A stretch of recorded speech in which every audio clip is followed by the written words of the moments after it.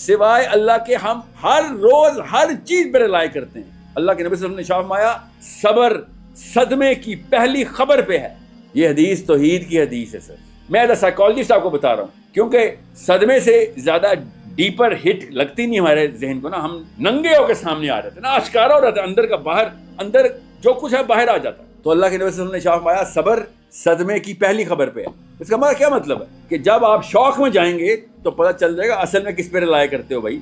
अगर सदमे की पहली खबर पे आपने वावेला किया है, आपको तो अल्लाह का पता ही नहीं था, इसका मतलब है आप पहले किसी गैर अल्लाह की तरफ रुजू करते हैं, उसके बाद कॉन्शियस ब्रेन में आता है ओए मैं तो मुसलमान हूँ, मेरा तो अकीदा खराब हो रहा था, मैं अल्लाह की तरफ क्यों ना रुजू करूँ। रियाकारी कितने परसेंट मेरे अंदर है, क्या पता 10% हो, क्या पता 100% हो, क्या पता 1% हो। जब तक मेरे अंदर रिया है मुझे तो अल्लाह समझ नहीं आया हुआ था। अब मैं सदमे से फियर से फैसिनेशन की तरफ जा रहा हूँ। फैसिनेशन में हम रिया करते हैं ना,